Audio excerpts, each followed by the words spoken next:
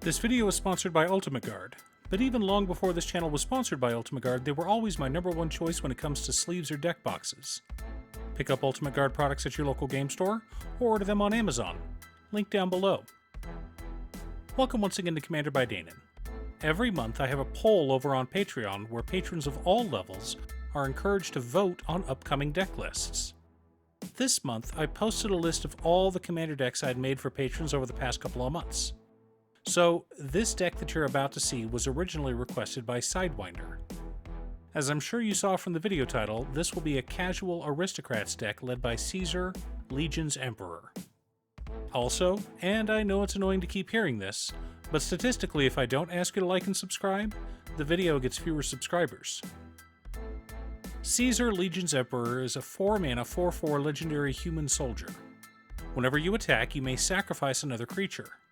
When you do, choose between two of the following. Draw a card and lose 1 life. Create 2 1/1 red and white soldier creature tokens with haste that are tapped and attacking. Or Caesar, Legion's Emperor deals damage equal to the number of tokens you control to target opponent. So, the way Caesar is worded, you don't need to attack with him in order to trigger his ability, you just need to turn a creature sideways and attack someone. Now, when talking with Sidewinder, he mentioned he wanted the deck to stay on theme. A lot of Aristocrats are vampires, and there are no vampires in Fallout.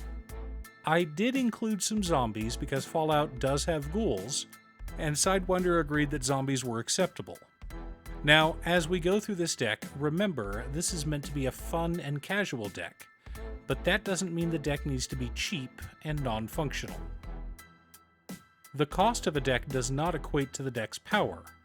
It helps, but it is not the only indicator. Now, as a reminder, an Aristocrats deck contains 3 moving parts: creatures to sacrifice, sacrifice outlets, and payoffs for sacrificing those creatures. This is the primary way we want to win, so having a board full of creatures is both beneficial to us and should be terrifying to our opponents. I have won games before on the back of my opponent casting a board wipe. In order to build a functional commander deck, you need lots of different pieces, which is why I try to rely on my handy-dandy checklist. 50 mana sources, usually split between 37 lands and 13 pieces of ramp, 10 pieces of card advantage, 8 to 10 pieces of spot removal, 2 to 3 board wipes, 2 pieces of graveyard hate, and 1 sudden I win card. Oh, one more quick announcement before we get started. I'm going to start streaming on Musings by Danon as well as Twitch again soon. It'll mostly be Final Fantasy XIV, but you're more than welcome to pop in and talk about Commander.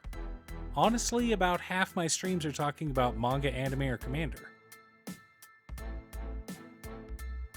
For lands, we're running Command Tower, Exotic Orchard, Arid Mesa, Marsh Flats, Bloodstained Mire, Scalding Tarn, Flooded Strand, Verdant Catacombs, Savai Triome, Sacred Foundry, Godless Shrine, Blood Crypt, Spectator Seating, Vault of Champions, Luxury Suite, Sundown Pass, Shattered Sanctum, Haunted Ridge, Clifftop Retreat, Isolated Chapel, Dragonskull Summit, Elegant Parlor, Shadowy Backstreet, Raucous Theater, Bajuka Bog, 4 Mountains, 3 Swamps, and 4 Plains make up our land base. For mana ramp, we're running Pitiless Plunderer, Ashnod's Altar, Solemn Simulacrum, Guild Artisan, Descent into Avernus, Oketra's Monument, Soul Ring, Arcane Signet, Talisman of Conviction, Talisman of Hierarchy, Talisman of Indulgence, Boros Signet, Orzhov Signet, and Rakdos Signet. A good variety of treasure generators, mana rocks, and cost reducers.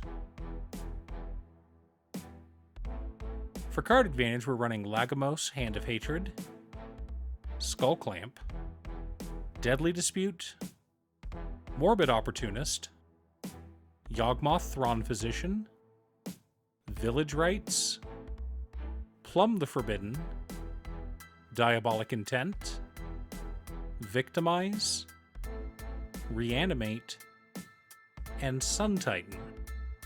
A bit of graveyard recursion, some tutors, and some traditional card advantage. For interaction and spot removal, we're running Anguished Unmaking, Braid's Arisen Nightmare, a Braid, Chaos Warp, Ink Shield, Boros Charm, Fracture, Dictate of Erebos, Grave Pact, Generous Gift, Bedevil, and Leyline of the Void. Gotta keep our opponents in line somehow. Speaking of that, for board wipes, we've got Ruinous Ultimatum, Blasphemous Act, and the Meat Hook Massacre, each of which can end the game depending on circumstances.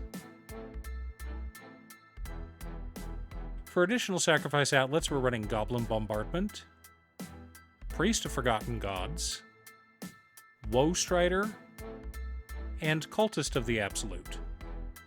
Our aristocrats consist of Cabal Profiteering Mayor, Bastion of Remembrance, Zulaport Cutthroat, Impact Tremors, Mayhem Devil, Mirkwood Bats, Sir Conrad the Grim, Corpse Knight, Garna Bloodfist of Keld, and Agent of the Iron Throne.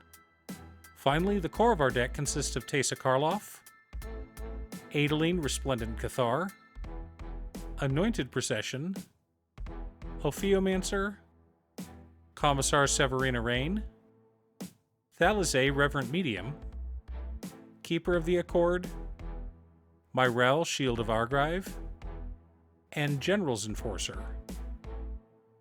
Gotta make creatures after all. Now that we have our deck list, let's compare it to our checklist. 50 mana sources split between 36 lands and 14 pieces of ramp, right on target. 10 pieces of card advantage, 11 pieces of interaction, 3 board wipes, 2 pieces of graveyard hate in Leyline of the Void and Bojuka Bog, 2 sudden I win cards in the Meat Hook Massacre and Ruinous Ultimatum. Both of these cards completely flip the game on its head. Destroying all of our opponents' non-land permanents and sending them back to the Stone Age means our massive army of tokens can swing out and win, or killing all the creatures on board and winning with all the damage triggers from the deaths of all of our creatures. But Aristocrats is an archetype that doesn't rely on sudden wins. The archetype is meant to be slow and grindy.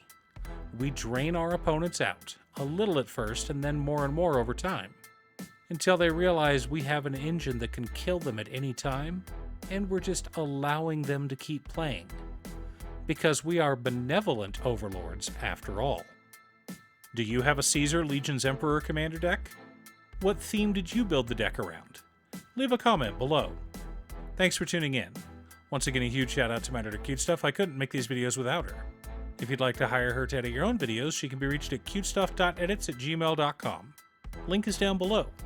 If you're looking for ways to support the channel directly, you can head on over to patreon.com/Danon. You can have a video made or just ask for help building or tuning a deck list. I also wanted to give a quick shout out to all of my patrons: Waffles, Jiraiya, Danny, Muffins, Marcus, Brett, Roxy, Sean, Mark, Borgie, Nazwin, Midge, Alex, Conga, Aaron, Chris, Robert, Austin, William, Pye, Turner, Triz, Kazaris, Slack, Dan, Bakutsu, and Patrick. You guys are awesome. I post new Commander Deck videos every weekday, so be sure to subscribe and ring the bell to be notified of new videos. Again, thanks for watching, and I'll see you all again next time on Commander by Danon.